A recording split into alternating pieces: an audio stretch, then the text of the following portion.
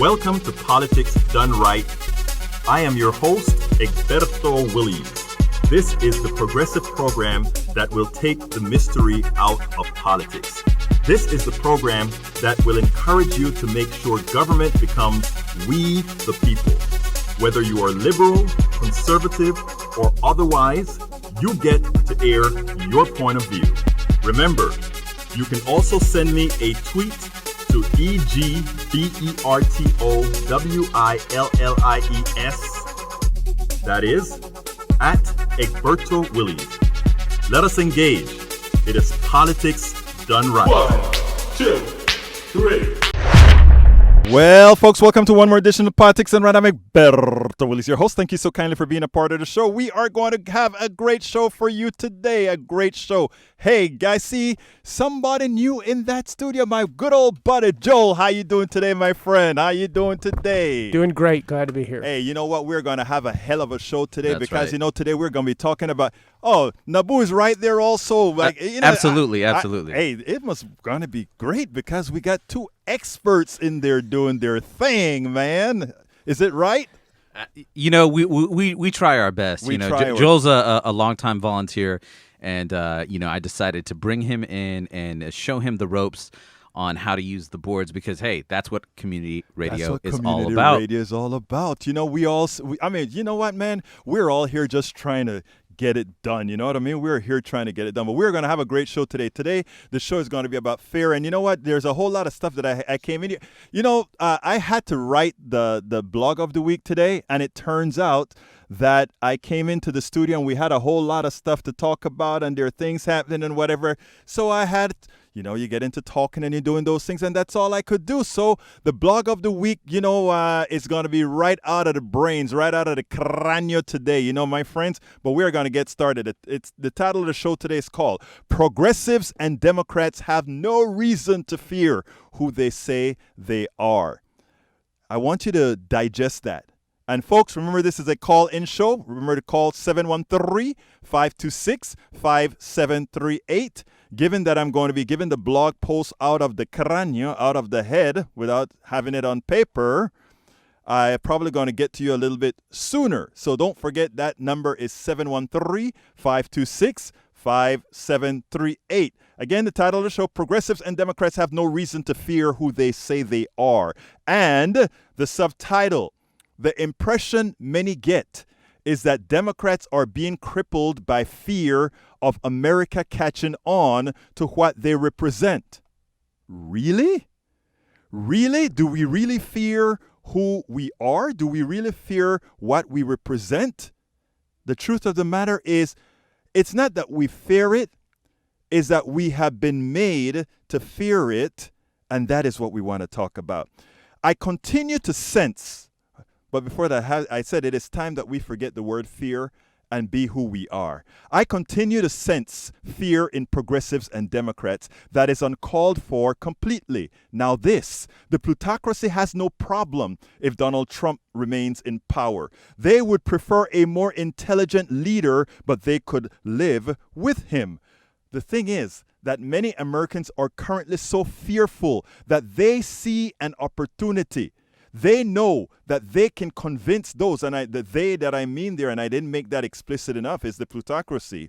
They know they can convince those who are paralyzed by fear, the fear of keeping Trump in the presidency, to put someone who is acceptable to them by deeming them electable. It is important that we are not fooled by the hoodwink. That is what we talk about. That is what we will talk about today. But before I get to the program, I want to remind all our listeners that KPFT is a bastion of intelligent voices and programs. As a political activist myself, my favorites are Think Wing Radio with Mike Honig, and that's on Mondays from 3 to 4. And then, of course, we have Open Journal with Dwayne Bradley and the crew, and that's on Mondays from 6. And, you know, right before this, we had Jazz Latino, Afro-Cuban Latin Jazz at its very best, hosted by Juan Flores and Lupita, and again, that is from noon to 2. And, of course, right after this show, we have one of the best musical shows on air. Generation Radio, a weekly radio program featuring an eclectic mix of Asian underground, Bhangra, Bollywood, funk, Hindi, Rai, where ancient sounds meet future beats. And who's that with again? That's with myself, Yogi G, Al Triple X, FX Box, and the crew.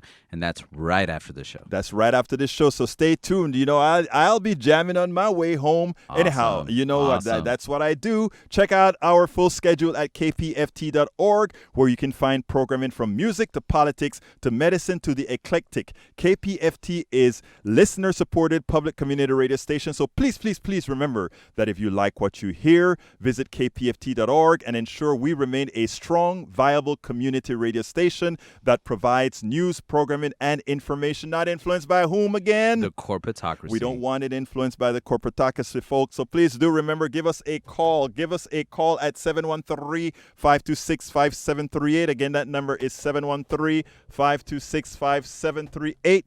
We want to talk to you. We want to talk about, are you fearful? Are you concerned about who's going to get elected? Tell me, what do you think? But folks, do you know what time it is?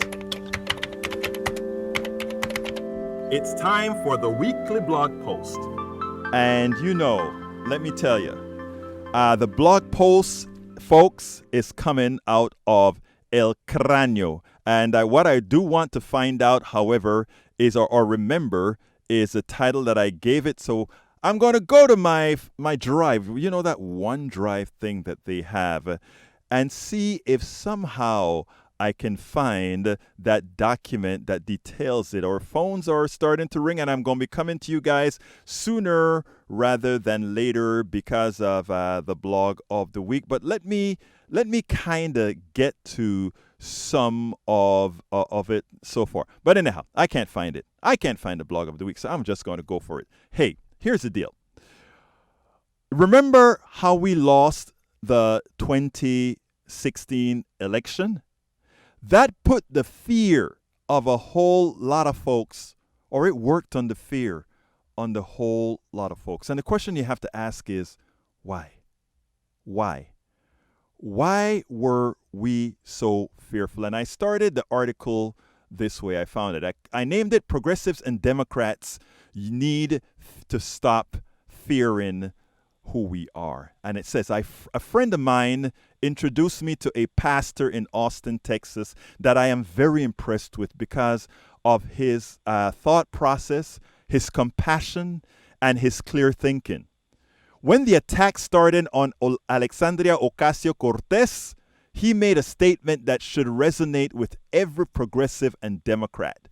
He said the following, paraphrasing, that the reason even Democrats are upset with AOC, Alexandria Ocasio-Cortez, is that she represents who we claim we are, but never lived up to be.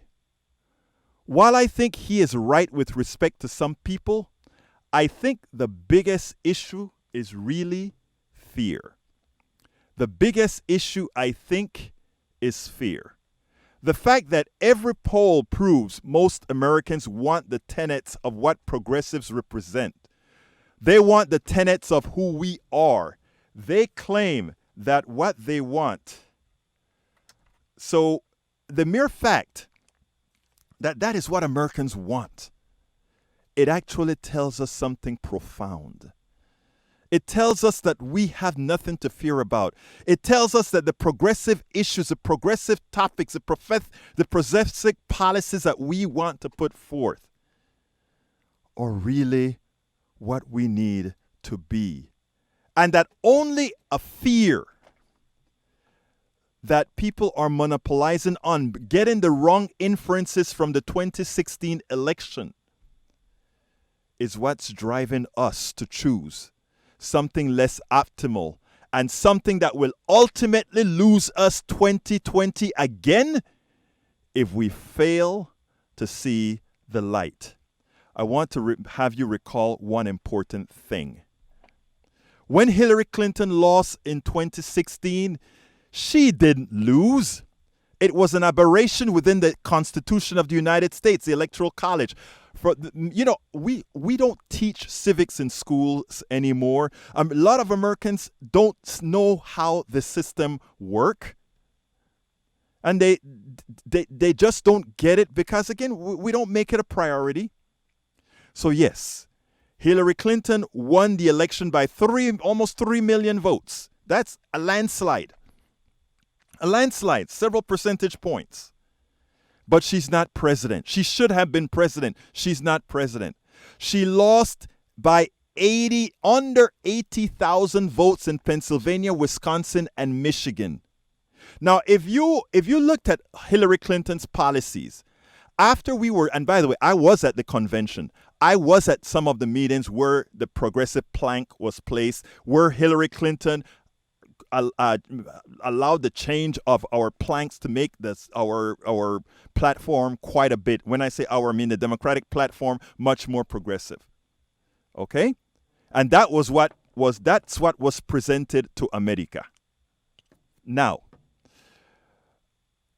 the fact that she won 3 million more votes means, yes, the people supported the policies that did get more progressive with Hillary Clinton, albeit Hillary Clinton not being as progressive as many of us would have liked, but her policies that she signed off on were. That said, she lost by under 80,000 votes in 3 states, Pennsylvania, Wisconsin, and Michigan. You have to ask the question, why are we going to change everything that we passed, not everything that we wanted to have during her election? Why would we switch from those things? Why would we say those things are not attainable? If what she lost was 80,000 votes and the votes that were dropped off were the same people that these policies would support. In other words, she didn't campaign in Michigan. She didn't campaign in these parts of Pennsylvania. She didn't campaign in these parts of Wisconsin. It's not hard to get 80,000 votes. Why are we trying to depress what we really are when we won the election and we simply left 80,000 people out that we should have won? And that is what fear does. They make you believe that Hillary Clinton lost an election based on being progressive. They want you to believe that you cannot ask for what most Americans want because Hillary Clinton lost. Hillary Clinton won. And Hillary Clinton won on the platform we created. The combination of the Bernie Sanders and the Hillary Clinton platform was a good platform. The platform that we're looking at now, that Elizabeth Warren and Bernie Sanders and AOC and all of these guys are accumulating issues for, is a much better platform. It's a platform for America. It's a platform for the middle class. It's something that people say they want. But the only thing that's in our way is fear. Is fear, because we don't think those who stand for those policies are electable. And why don't we think they're electable? Because we have a plutocracy that is preaching down your throats on MSNBC, on CBS, on Fox News, on ABC, and on all these channels telling you there is some mythical center that you must approach. There is some mythical center where most America lives. So they're telling you that those people in Appalachia in the most of needs won't vote for things that are going to make their lives better. They're telling you that those folks in the middle of the ghettos and the barrios won't make your life, that policies that will make their life better, if they knew those were the policies coming, they'll say, no, just give me racism. Just give me some other ism. I don't want what's good for me. Just work on my carnality, that silly carnality of all the isms that I represent. They want you to believe that that is what's important. That is why they're running with Donald Trump's racism while the economy is falling apart in several areas. While all these things are happening, are all the news stations talking about? Racism. Did you hear me start this show with racism? No. Is the racism an important factor? As Tim Wise would say, yes, we have to hit Donald Trump on it. Yes, we do. But I am not going to centralize the topics that I know confronts every American of every race, of every creed, of every religion, and just have us be paralyzed by one subject. I'm going to hit him hard on being a racist, but I'm not going to sit down here and say, let's forget that you have that whatever American you are, you have bills to pay. You need a job and you need to partake of the resources of this country that belongs to us all. I am not going to forget to talk about that. I'm not going to forget to talk about all these progressive policies that you want. No, we cannot do that. We cannot do that. Anyhow, folks, I'm going to start taking calls. Like I said, this was supposed to be written, but got into a whole lot of stuff and didn't write this down. So what we want to do now is start taking calls. Now, a piece of my phone stuff, it doesn't show me the name of the person on the screen, so I'm going to ask you your name when I answer the phones. I only have one call right now. Let me see the flood come in now. 713-526-5738. 713-526-5738. Caller, who am I? Who do I have the honor of speaking to right now? I am Scott. Scott, talk to me. Oh, okay. Well, I am wondering how many people have stock in medical insurance companies. In what kind of companies, sir? Medical insurance? Probably quite a few, because that, Okay. insurance is one of the biggest companies, our biggest stockholders and shareholders. I mean, they have quite a few shareholders. Not the majority of Americans, but they have quite a few shareholders. Okay, that's a constituency that has something to lose in Medicare for All. Let me explain that to you, because phone's ringing. Let me explain that to you because this is important for people to understand, right? Scott, and thank you so kindly for bringing that up, because what's going to happen here is a lot of people, or I may have dropped you, Scott. Just call us back and then you can continue with your questioning. And line one, I'm coming to you next. We're having a little bit of phone problems, but we'll get this all resolved. Okay, Scott. Let me first tell you that Pramila Jayapal takes all of that into consideration. We're going to have to unwind people out of these things. But first of all, let me first say that whenever you invest into knowing that things are possibly going to change. Okay, in other words, things don't stay fixed. Companies go into business and companies fall out of business. Some companies start to make more money. Some companies start to make less money. So all of that is going to happen, and that's a part of investment. Investment, the reason you get returns is because investment is a risk. That those people are not going to want Medicare for all because it will affect them. I understand that, but you know what? That cannot be our major concern. But the bill will take care of unwinding these folks whose insurance companies will, will make less, etc. Scott, I heard I got you. How big a share of the stock market is it? I am not sure the size of the stock market it is right now. Right. I mean, you've asked a question that I probably should investigate. However, I do think Republicans have quite a constituency. People have stock, and maybe a lot of them are not especially rich, but they are getting dividends. Mm-hmm. They're nowhere close to having a controlling interest in any company. Okay, let me qualify something for you. Let me qualify something for you. I want to qualify something for you. Company is threatened. Yes.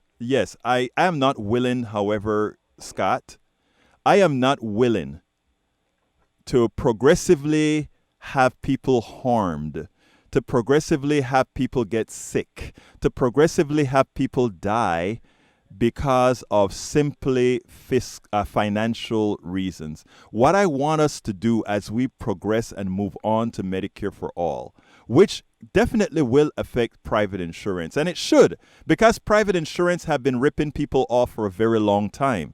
In effect, those investors in private insurance companies have been profiting on the pain of many, have been profiting on the denial of service for many. So let's be clear here. Yes, the constituencies will be affected. Yes, we want to unwind it in a manner that is not very disruptive, but let's make no mistake that people who own these companies have made a whole lot of money. Remember, they've made a whole lot of money on a lot of people dying, okay?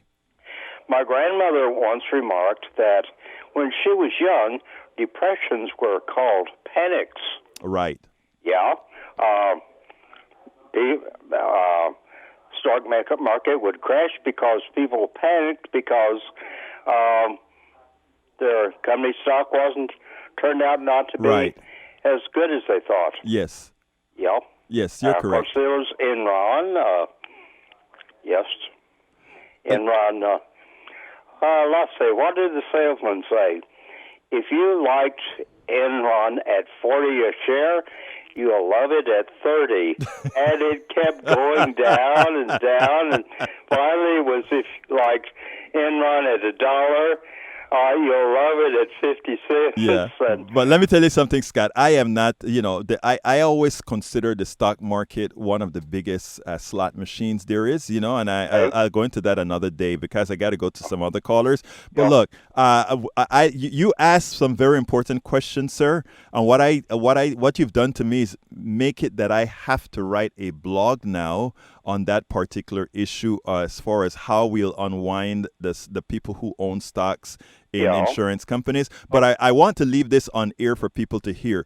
Do remember, I probably owned some in my in the times that I used to have retirement and stuff. I probably owned some health stocks. So I'm not trying to be some sort of goody two shoe by saying we've profited off of the people who've died from getting denied insurance. So I'm not trying to do that at all. I'm just saying we are all complicit in a system that doesn't work, and we should all be complicit in a system that unwinds it to make it work. Thank you so kindly for calling. Very briefly, in my college days, I had dreams of making money by investing in stock, but I never got around to it. And then I became a Democrat and had a factory job one summer. It was a United Auto Workers shop. That was pretty good, but they closed the factory. And I figured I was being paid to put up with a very boring job. All right. Scott, look, let me tell you, thank you so kindly for calling, and you have a wonderful day, sir. Okay? Bye-bye. All right, let's go line one. I don't have your name because so tell me your name, and then we'll move on, my friend. Hello? Is it me? It's you. Oh, hey, it's Anand. I'm calling. I happen to be driving. Anand, talk to me, my brother. Did you ever hear the quote from Steve Bannon about identity politics? Yes, but repeat it for the audience. I think it's something like, as long as they keep talking about identity, I'm going to hit them with the nationalism, and they'll lose. Yes, and he's right. And he's right. And he's right.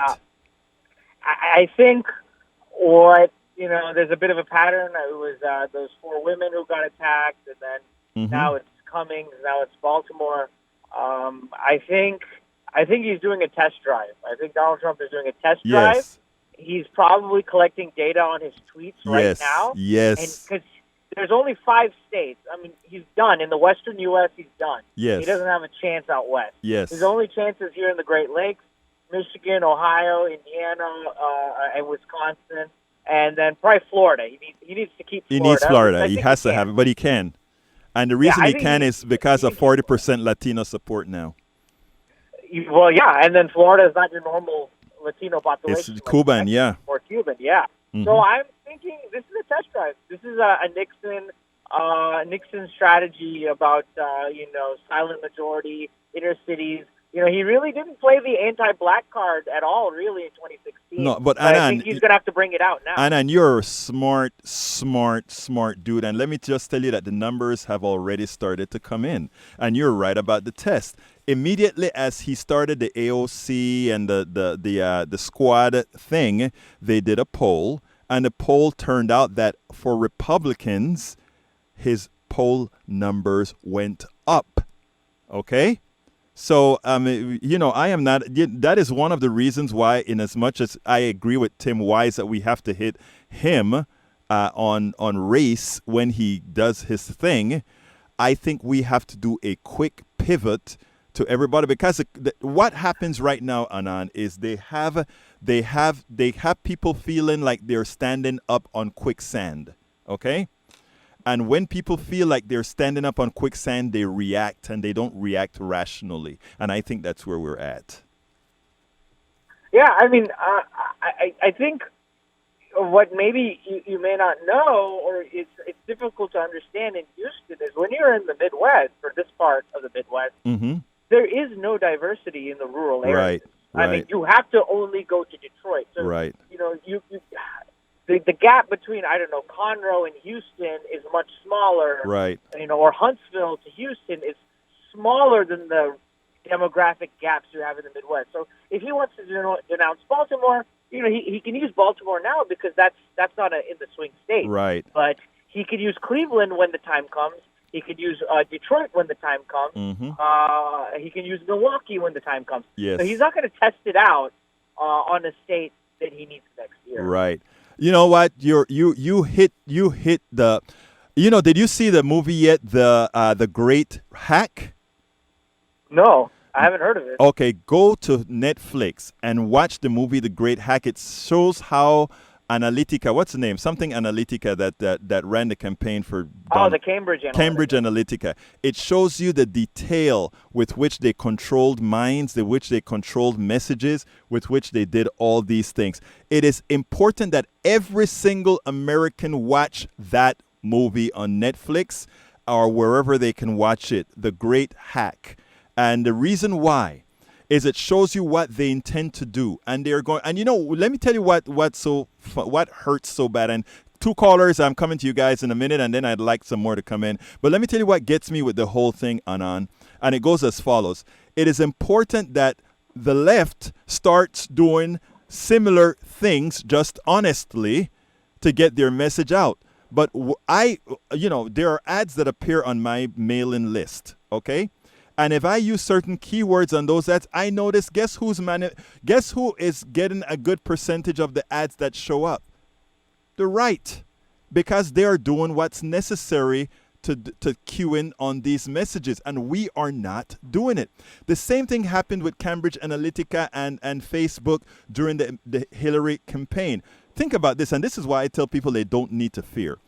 The amount of technology that got into winning Trump, Pennsylvania, Wisconsin, and Michigan, and he only did it by 70,000, 80,000 votes. It tells you that if we do the same thing, we win by a landslide. And I'm talking about doing it honestly. But, you know, you sit down and you wonder, they don't really want very progressive people to win. They just want that mythical center to win. Go ahead, Anand. No, I mean, I agree with you. I mean, the modern right is built off of, I think, Richard Vigueri's direct mailing operation. I mean, the right has been involved in direct marketing with mail before, in the old days when it was just 3 channels in your local newspaper. Yes. They couldn't build a right that way, you know. Right. They had to use direct mail. I mean, they've never forgotten. I mean, I know Obama had a very good technology team. But I'm glad you brought Obama, because I'm putting that in my Sunday. And 2 callers, I'm coming to you guys in a little bit, but I want to tell Anand this. In I'm going to be writing something about Obama. I don't know if you remember. It goes to this same blog that I'm talking about. If you remember that there was OFA and how powerful OFA was back in 2008. Okay? Right. You remember what happened as soon as he went into office? OFA went on to hiatus. OFA was supposed to be that army that kept things going. Why did it disappear, Anand? If I had to judge by the actions of former Obama staffers, Rahm Emanuel must have told him to cancel it. There you go. Because that would have been the driving force of a real revolution. We talk about the Bernie revolution. The revolution didn't start with Bernie. Obama started the revolution. That is the only way Obama could have gotten elected. And if you take a look at the numbers, you actually see that within the numbers. And if you take a look at the drop-off from Hillary, you actually see the numbers as well. Anand, I need to go to some other calls. Thank you so kindly for always being there, my friend. All right, sure. Bye. Have a good one. All right, line number, let's see, number 3. Oops, something happened with 1. 3, come on in. 3, let's see. Say hi, both of you. Name, please. Say your name. Hello? Hello. Who's the hello? This is William. Who am I speaking to? Well, no, this is William. William, talk to me. Yeah, I'm just reviewing what you're saying here.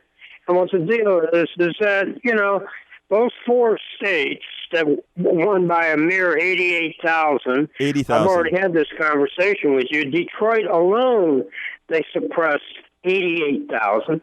All 4 of those governors suppressed a recount because they were Republican. These people should be impeached or, prosecuted for suppressing all these votes. I'm sure about 1 million votes got suppressed. There's a lot of votes like that. The same thing, William. And when George W. Bush, he sold both of his elections, and I mean, you guys, everybody should be talking about this stuff. Hold 1 second, William. Folks, we have open line 713-526-5738. Again, that number is 713-526-5738. Let's light them up. Okay, William, let me tell you. Here's the deal. A lot of these elections are quasi. Let me finish. Quasi stolen. Yes, I agree with you. But or you feel that that's what occurred. You kind of have a gut feeling that is what occurred. But unless you have, first of all, good proof, or unless you have the politicians themselves that are willing to fight for it, like let me give you an example. I cannot understand how Gore just accepted losing. I cannot. That was a brain dead decision, which, the whole deal is that's just one thing. How about the guy that was going to drop a dime on the supercomputers that they actually stole the election with? Well, they murdered him, and somebody got to say, who investigated that case? Nobody. Well, look. How hard is that to figure out? Well, we know that there's a whole lot that happens now. Since I don't harbor conspiracy theories. And not that yours. This isn't a conspiracy theory. No, let me you finish. You have to be blind and dumb and deaf not to know that guy got murdered. Let me finish. You have to be blind, dumb, and deaf. Let me finish what I'm saying, my friend. Let me finish what I'm saying. When I say I don't go into conspiracy theories until we have sort of the proofs. Conspiracies turned into the real thing when they turn into the real thing. I don't have a problem with you having a conspiracy theory that you're going to eventually turn into a reality. But, me sitting down here and... That's just one of many. I don't doubt you, but I'm saying when it becomes that... so many people have went out of their way to suppress what I'm trying to talk about that happened to me during this time period.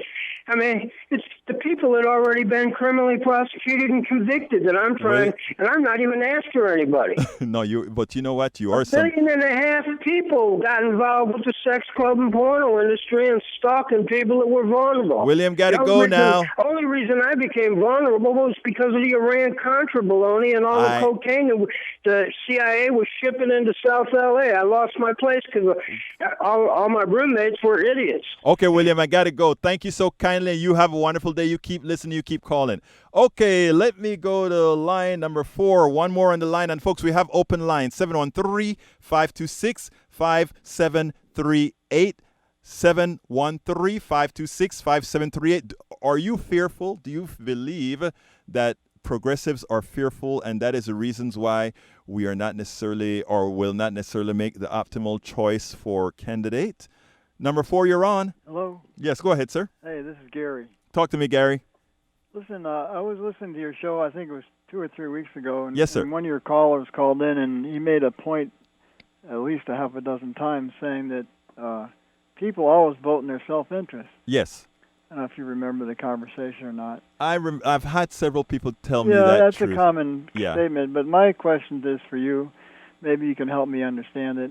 I read today that Ted Cruz and 20 of his Republican colleagues are asking Steve Mnuchin to index capital gains to inflation using some kind of claim to executive authority, which is a lot of words to say. It's another big tax cut for the rich, right? Super rich. Right.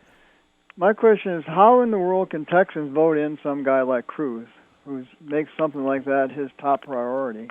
One of the And reasons. then have it be called their self-interest. I mean, Gary, I don't know what trickles down besides rain. Yeah, Gary, let me tell you something. Okay, you're first of all, let me explain something. Because Yeah, help me understand that. let me tell you, and you have to, first of all, you have to have compassion for people, right, and understand. Well, yeah, I think I would hope people do. I Right. can give you lots of examples where they don't, unfortunately. I know, but here's what I'm saying. Okay, When go it ahead, comes to go saying that that the people vote in their self-interest, and that's true.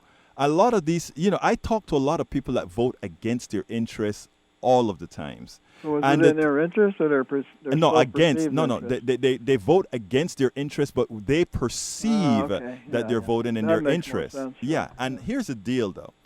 The way I approach these people is I try to get on their level and start to ask them to explain to me the reasons why they vote the way they vote, or what particular policy they voted for, and tell me then how is that particular policy going to help them.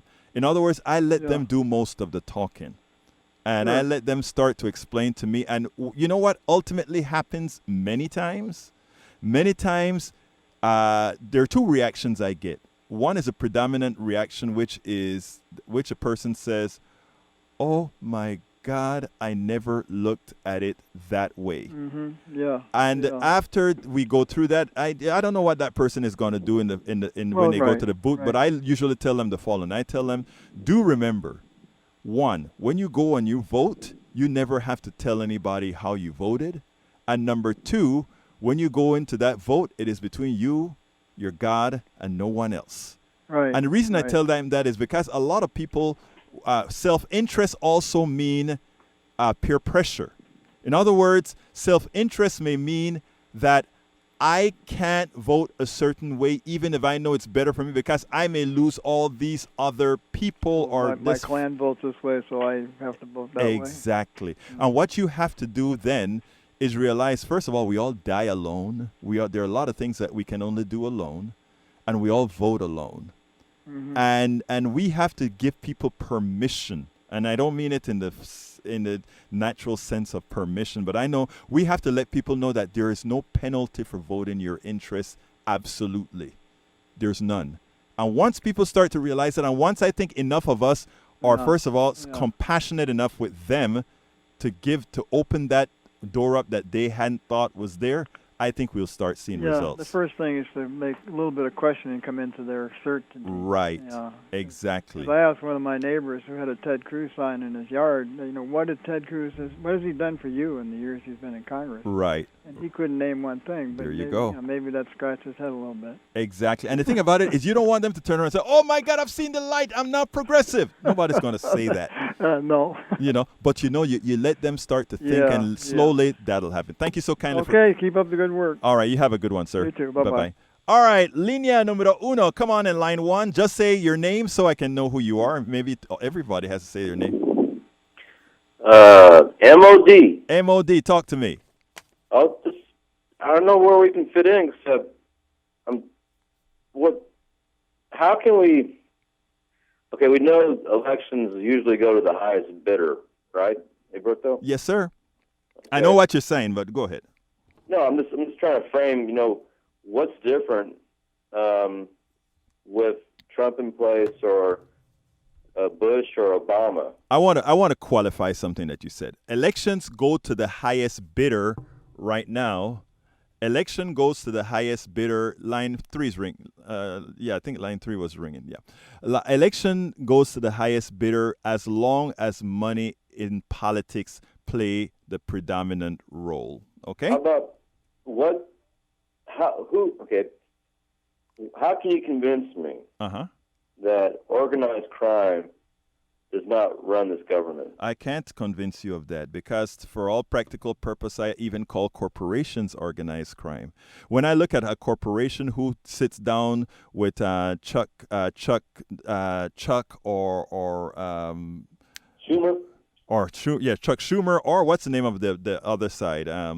McConnell. When I know that Wall Street sits down with both of them so that they ultimately get their results, I think that's organized crime because what will Cambridge Analytica.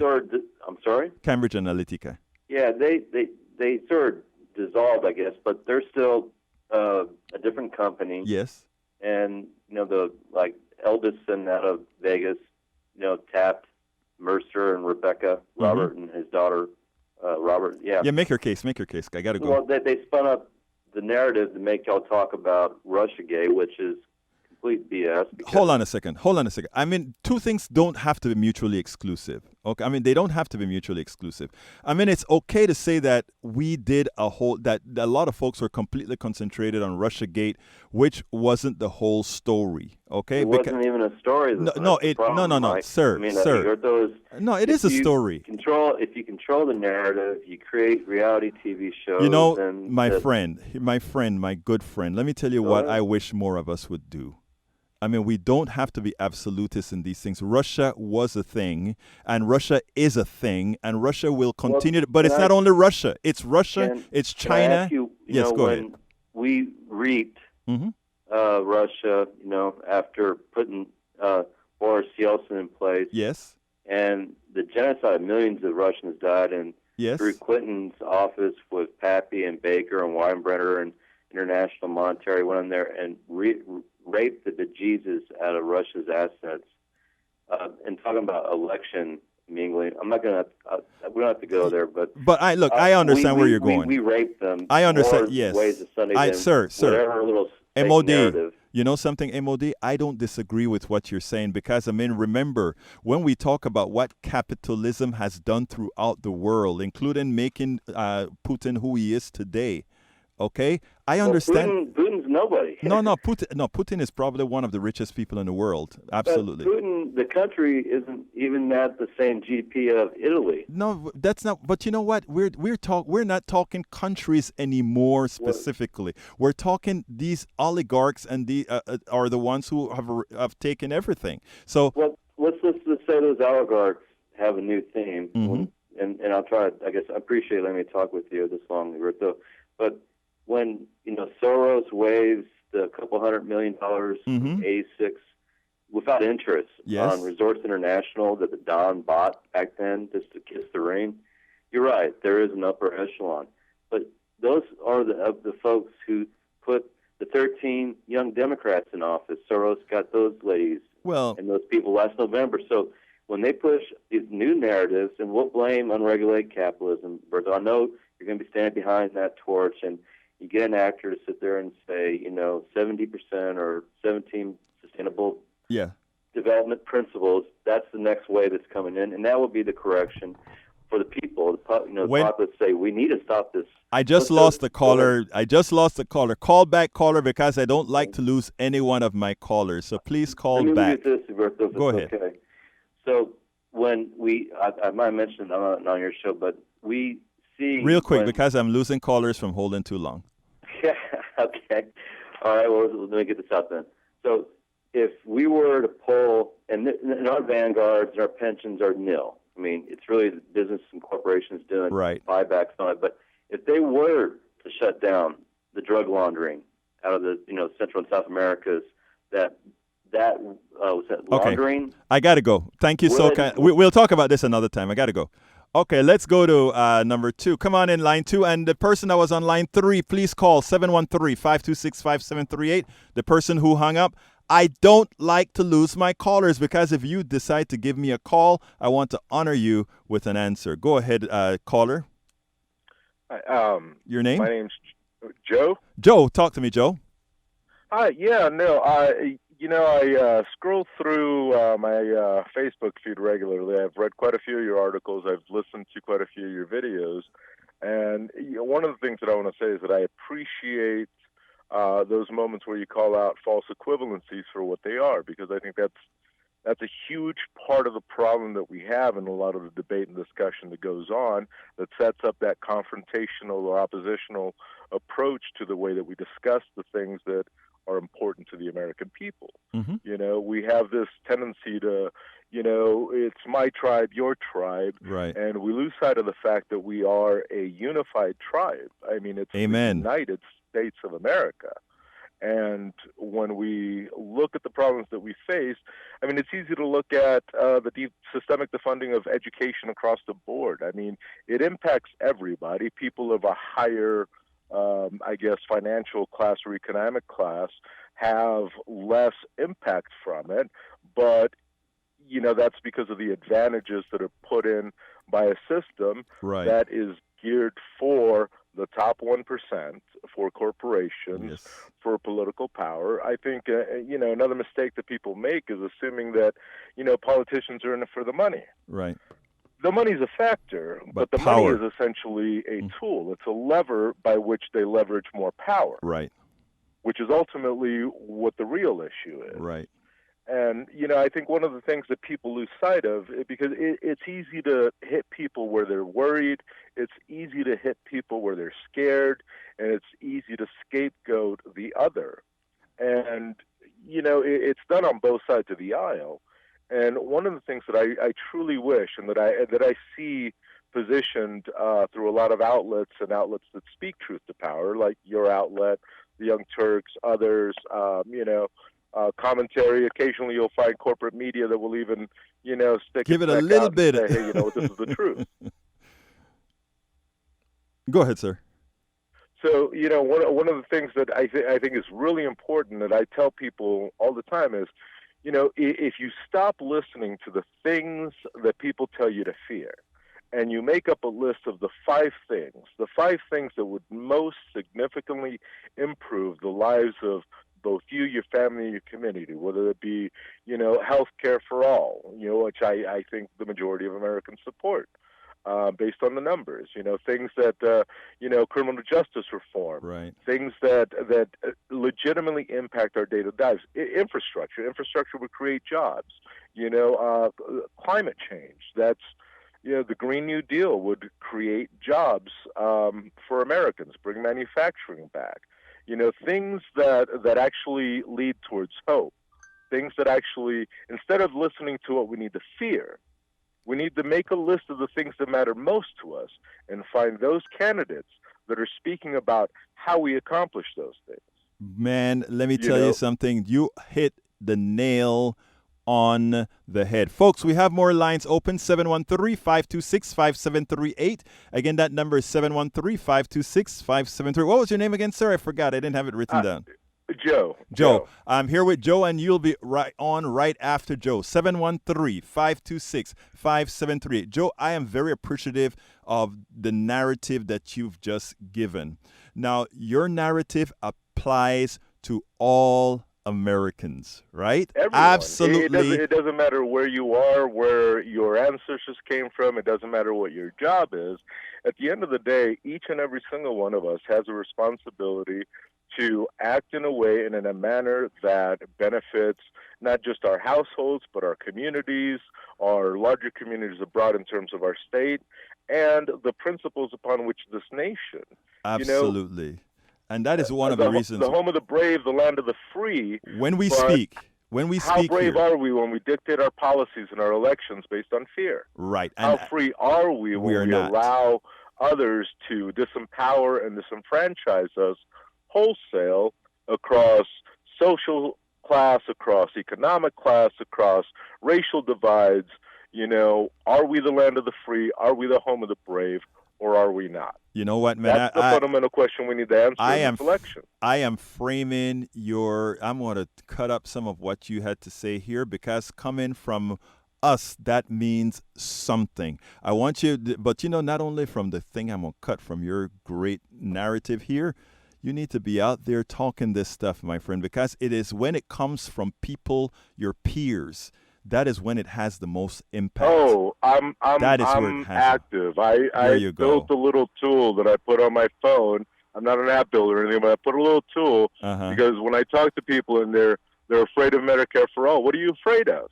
Well, I don't want my taxes to go up. Joe, thank you. Just look at your W-2. Look at your gross. What's 2% of that versus all your medical deductions? Let me get a few more people in here. You are 100%. Thank you so kindly. You have a wonderful day. Okay, my brother? You too. Have a great day. Thank you so much for what you do. Thank you, sir. All right, line 1, come on in.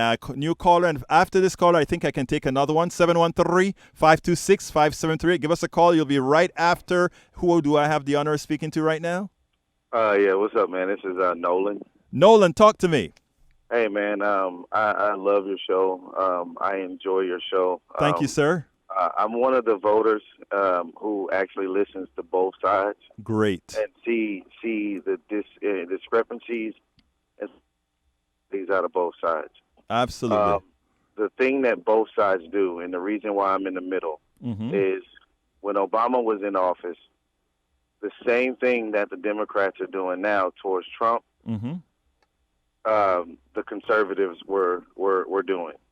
What the Democrats are doing to Trump now, even though a lot of that is warranted, why they're whining about this, they're all on them, they can't give the man a break.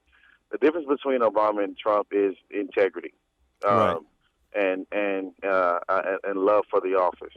You know what I mean? Yeah. And the one thing that I'm having a huge issue with, on the reason why I cannot listen to a lot of those guys anymore, is because there is no honest debate. There is no, my ex-wife was conservative, and we got along because we had an honest debate. And that's what's lacking nowadays. There either is what this side says, that's what they believe, and they will not even turn on to maybe a CNN or I want to give you they are not going to listen, and they're not going to realize that sometimes maybe they may be telling the truth. Look, I want to give you a classic example. We're running out close on time, but I want to give you a classic example to give you some kudos. First of all, I don't like Donald Trump at all, right? But when it comes and to... I'm a black man. Okay, good. So, and I don't like Donald Trump, and let me tell you, I don't like Donald Trump not because Donald Trump claimed he's a Republican, because we know he's not a Republican, but let me tell you, I don't like him because of what he represents, okay? Right, now, here's exactly. the deal. But when Donald Trump did the stuff with the tariffs, even though I wrote that the tariffs are going to hurt people, I'm like, but hey, you know something? We used to talk about, progressives used to talk about, wait a minute, we have to get manufacturing back here. We cannot be outsourcing all the while. Right. Now, we know China was on their mouth. Right. China, we know China this, China that. We know Trump is disingenuous. Don't get me wrong. We know he's disingenuous. Absolutely. But it's important that we acknowledge that if Trump is going to be hitting up the court, Trump had a whole lot of the airlines in his office yesterday or 2 days ago, all right? And he told them to get out of here. He wasn't going to give them what they were demanding, okay? Now, that's the response I wanted, but it came from Trump. So it now looks like Trump is anti this corporation. Look, Trump is in for himself, but like I tell people all the time, and I'm glad that you called, that you mentioned this about nuances and so forth, right? I personally think Trump is evil. I personally think Trump is an empty suit. But if Trump does something logically correct, I'm not going to just... Yeah, right. I'm not going to hate on him. I'm not going to say, and take it for a lie or for fake. It is what it is. And here's why that is important to my brother. Here's why this is so important, right? Because by having Biden, let's say Biden was the choice of the Democrats, right?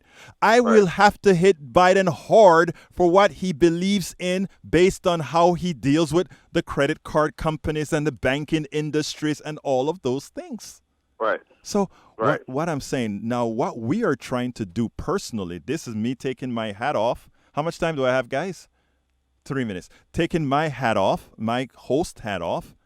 I want to make sure that that person who is going to give us Medicare for All gets in. I want to make sure that person who is going to give us things that are going to help you out, help your family out, and other people. That is who I stand for. And I hate to cut you off. Go ahead. To cut you off. Yes. But I don't want any conservative out there that may hear the word give. It's not about the word give. Thank you, sir. About what Did I say give? Country you're has right. Been built on you're right. From the jump that has been taken away. Right. Because nobody wants to give that olive branch out. You know something? You know what I mean? Extend it. You're correct. You're correct. You're absolutely correct. All these things, working folks in America, they've earned their keep. They've earned it. We're giving our services. Exactly. And that is one thing we have to understand. The people that are really the welfare recipients here are those folks that have the most. And a lot of people don't get it when I tell them that. The people that are really the smoochers are the ones who have a lot that sit at the pool while their money is working for them. Anytime I hear somebody says, my money is working for me, I don't look at it as a bad thing. I just say, well, you should be paying a whole lot of taxes on that money that is working for you. Right. Because it's not you using your labor. But I mean, that's another subject. But look, thank you so kindly for calling in, and you keep on doing what you're doing. All right, my friend? All right. Okay, how much time do I have now? 2 minutes? Oh, I gave up because I thought I had 1 minute. So here I am going to finish with my monologue. Folks, let me tell you this. Fear. That is what my blog on Sunday is going to be at Daily Coast. Fear. What we cannot fear. We cannot sit back and fear what the plutocracy is telling us to fear. Oh, they want you to fear that if you don't choose the right Democrat, that Trump is going to be there again. As Donnie Deutsch said, a Democrat, if he had to tolerate an Elizabeth Warren or a Bernie Sanders, he'll vote for Trump again until he was pulled back from realizing what he was saying. That is how they think. If you sit down and think for one reason or for some reason that somehow just being a Democrat, everything is going to be okay, no. Somehow being the right candidate, the right progressive that has your values, that's going to give you the opportunity to maximize your life. That is who we vote for. That is who we support. It has very little to do right now. That most of that would reside on the left side of the aisle in a Democratic Party. That's where it is right now. But don't dare believe that somehow the corporate Democrats mean any better for you than the corporate Republicans. Because remember, as Donnie Deutsch said, the Democrat, if it comes to any of these folks, he'll vote for Trump again. Could you tell me when I have 10 seconds? It'll happen again. So folks, no fear. Vote what we stand for. Vote what we represent. Vote what we know is right. And the reason why we must do that is because as time goes on, we progressively suffer. This is Politics Done Right. My name is Egberto Willies, and you know how I end this, baby. I am out.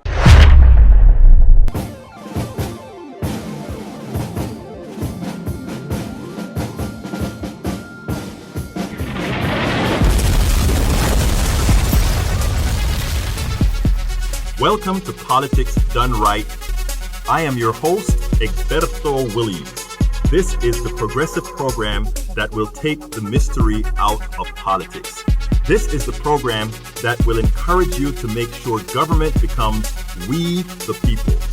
Whether you are liberal, conservative, or otherwise, you get to air your point of view. Remember, you can also send me a tweet to EGBERTOWILLIES.